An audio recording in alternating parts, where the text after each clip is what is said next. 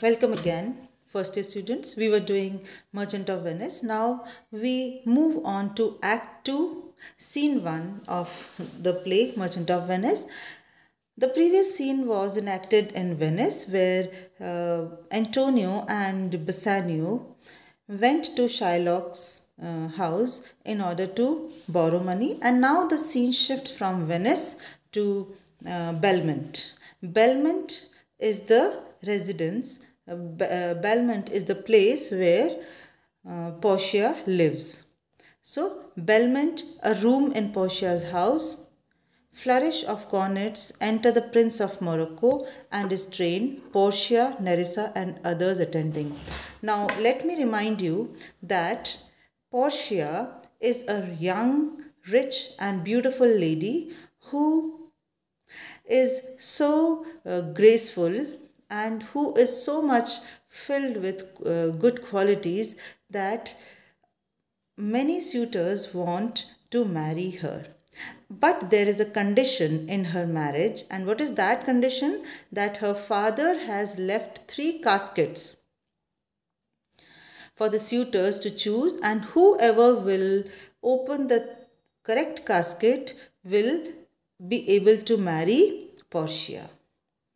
So, many suitors have come and gone, but some suitors have stayed and they have agreed to the condition also. And what is the condition?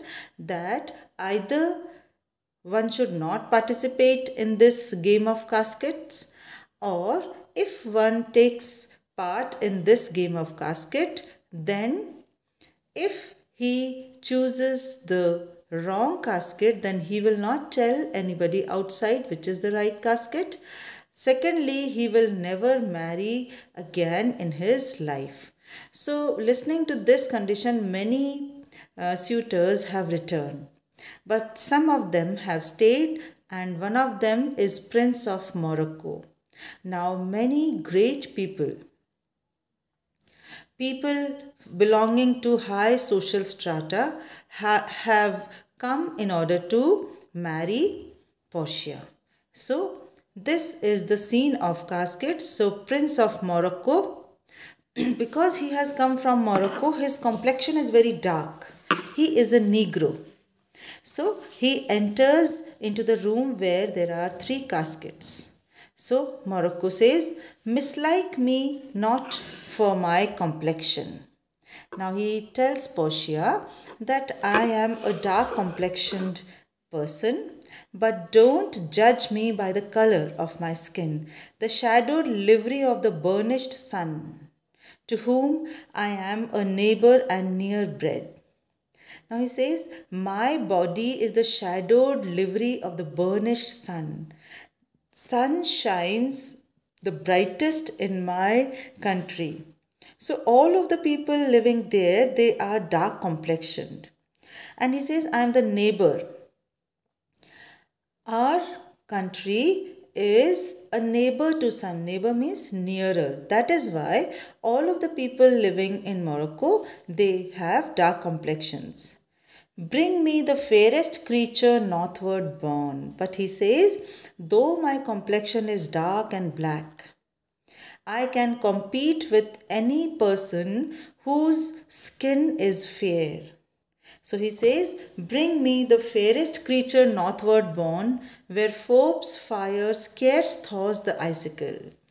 Now he says, northward, all the northern region countries where Forbes' fire means sun rays, scarce thaws the icicles. What are icicles?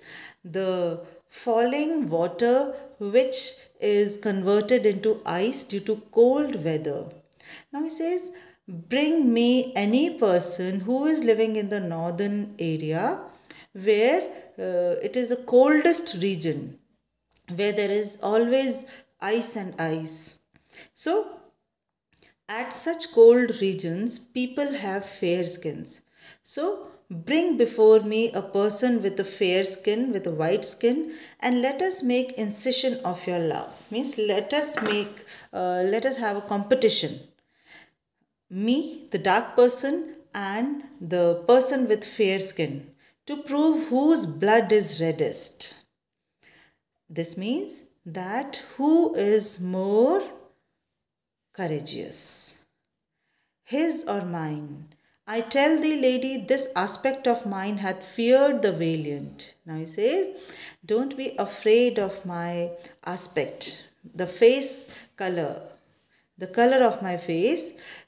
This color of my face has feared the valiant, means many valiants, many brave and courageous people are afraid to look at my face because I am very courageous. By my love, I swear the best regarded virgins of our clime have loved it too. Now it says, I am the favorite hero of many best regarded virgins, means unmarried ladies, girls, they love me very much. Despite my dark color. Why? Because I am a courageous person. I am a daring person. I would not change this. I would not change this hue. Hue means color.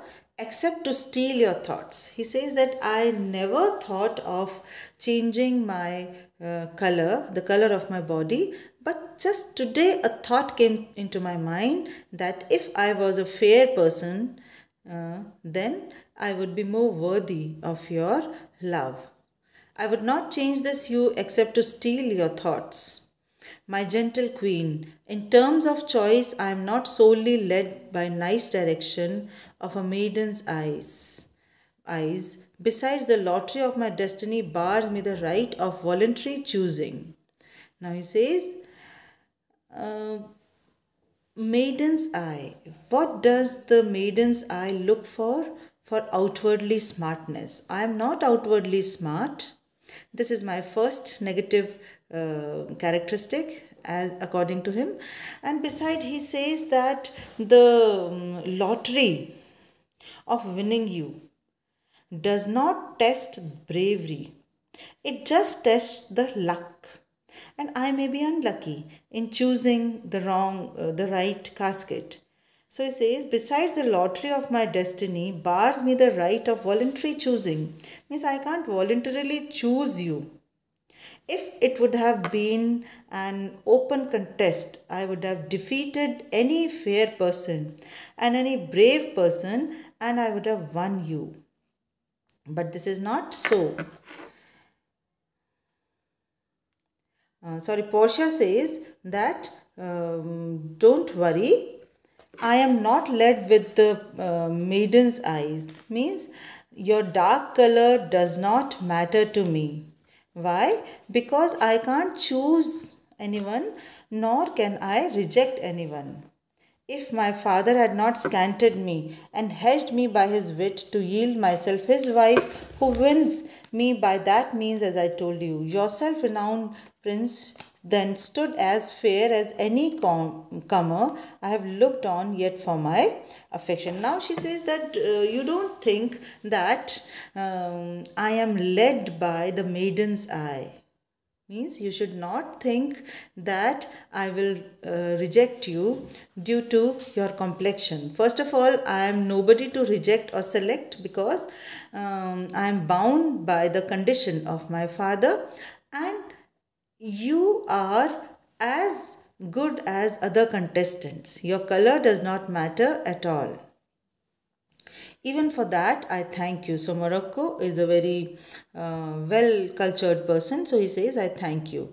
Therefore, I pray you lead me to the caskets to try my fortune by this scimitar that slew the Sophie and a Persian prince that won 3 fields of Sultan Solomon. Now he says, I request you to lead me to the caskets because I want to make a chance. I want to take the chance whether I win you or lose you. Now he says, by this scimitar. Scimitar means sword.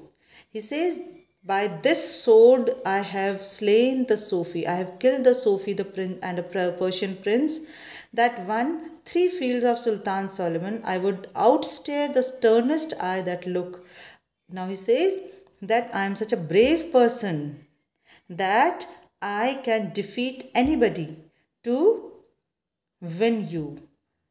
Outbrave the heart most daring on the earth. I am more brave than the most daring heart on this earth, and pluck the young sucking cubs from the she bear. Now he says, I can also separate the milking children from the she bear, and I can face her anger. Yeah, mock the lion when he rose for prey, and I can also challenge the lion for you to win thee, lady. But alas, the while, if Hercules and Lychus play at dice, which is the better man? Now he says Hercules was a very strong man and Lychus was not. Now he says that if Hercules and Lychus play at dice. Now, Hercules was a brave man, and in field of bravery he would have defeated any person. But if he plays the game of dice, he may lose also. In the same way, I cannot win you by my bravery or my valiance, but I am bound to this bond of your father. Which is the better man? The greater throw may turn by fortune from the weaker hand. So is Alcides beaten by his page. And so may I, blind fortune leading me, miss that which one unworthier may attain, and die with grieving. Now he says that it is a very sad thing for me that there is no contest of bravery over here. And it is just a matter of chance. I may win you or I may lose you. But he says that still I want to play this game of caskets. So we will continue in another class. Thank you.